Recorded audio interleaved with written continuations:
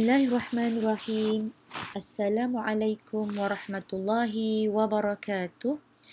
Sekali lagi, kelas bersama Ustazah Salina. You can learn anywhere at any time. Kali ini tilawah Al-Quran tingkatan 5 KBSM. Tajuknya Batas Pergaulan. Murid-murid semua boleh rujuk pada muka surat 24. Surah An-Nur iaitu surah yang ke-24 ayat 30 dan 31. Firman Allah Subhanahu wa taala yang berbunyi, A'udzu billahi minasyaitonir rajim. قل للمؤمنين يغضوا من أبصارهم ويحفظوا فروجهم ذلك أزكى لهم إن الله خبير بما يصنعون. Katakanlah wahai Muhammad kepada orang-orang lelaki yang beriman supaya mereka menyekat pandangan mereka, iaitu menyekat pandangan mata mereka dari memandang yang haram dan memelihara kehormatan mereka. Yang demikian itu lebih suci bagi mereka. Sesungguhnya Allah amat mendalam pengetahuannya tentang apa yang mereka kerjakan. Ini ialah ayat 30. Manakala ayat 31, wah panjang lagi. Ayat 30 Allah tujukan lil mu'minin, lelaki yang beriman. Ayat 31 pula lil mu'minat.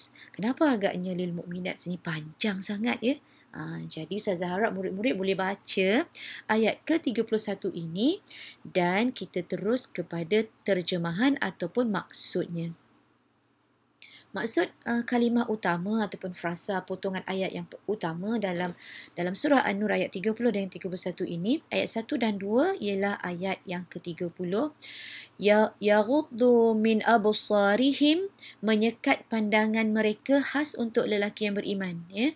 Wa yahfazu furujahum, dan memelihara kehormatan mereka juga, iaitu lelaki yang beriman. Perintah Allah kepada lelaki yang beriman.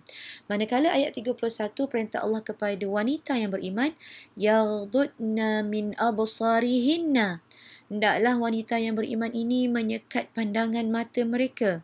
Wa yahfazna furujahunna, memelihara kehormatan diri mereka. Wa la yubdina zinatahunna illa ma zahara minha. Ya, sebab wanitanya ada banyak perhiasan dalam tubuh badan dia, ya. Janganlah mereka memperlihatkan perhiasan tubuh badan mereka kecuali yang zahir sahaja daripadanya. Apa yang zahir? Cincin pada jari itu zahir, yang boleh dilihat, ya. Mungkin bajunya, tudungnya, kasutnya, itu yang zahir yang dapat dilihat, yang dibenarkan dilihat. Wal yadribna bi khumurihinna ala juyubihinna, hendaklah mereka menutup belahan leher bajunya dengan tudung kepala mereka. Apa maksudnya? Belahan leher itu di mana? Jadi maksudnya bahagian belahan leher iaitu dada mesti ditutup dengan tudung kepala, maksudnya dilabuhkan tudung kepala hingga menutup belahan leher iaitu dadanya, ya. Tutup memakai tudung dari kepala hingga tutup bahagian dada, bawah dada, ya.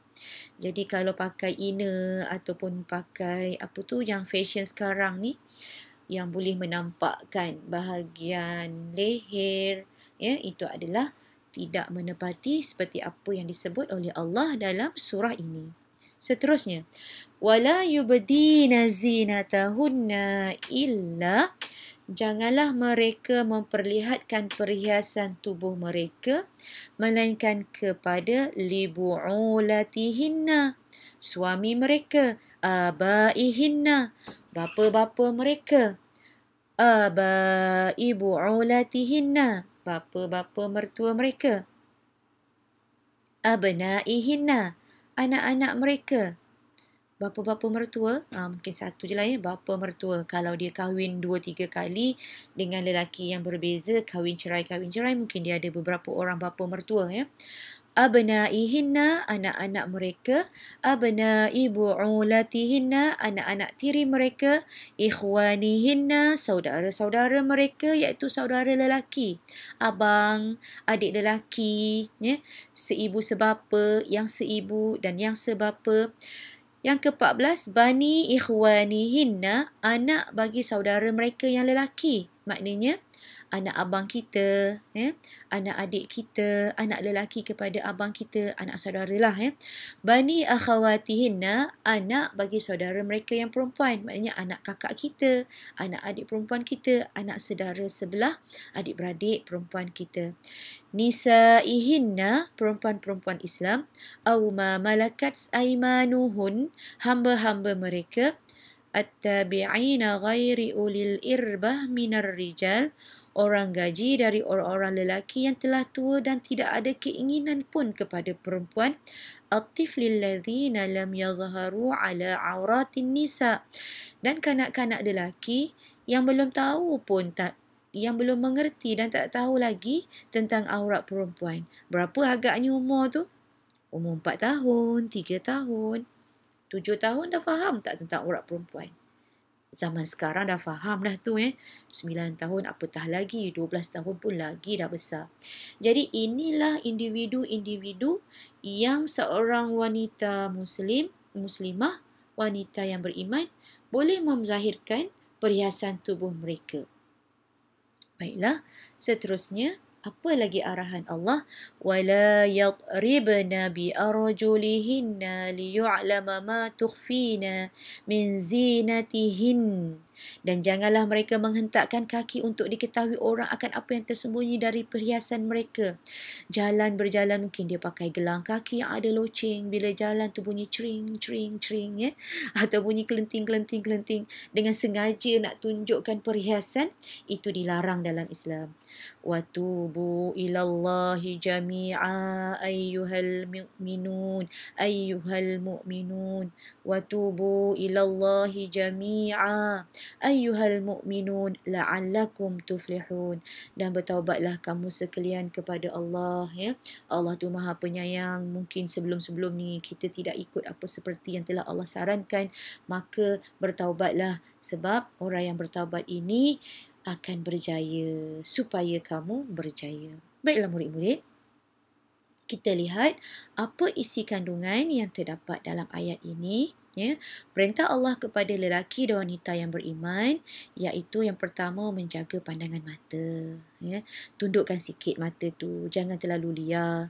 Tengok benda-benda yang banyak sangat dalam YouTube ke, dalam video, dalam WhatsApp kadang-kadang, dalam laptop kita ada banyak perkara yang mengundang kepada perkara yang haram untuk dilihat, termasuklah melihat aurat orang lain, melihat video-video yang tidak sepatutnya, video lucah, gambar-gambar yang disebut sebagai porno, gambar-gambar porno, semua itu dilarang di dalam Islam, dilarang berdasarkan ayat ini.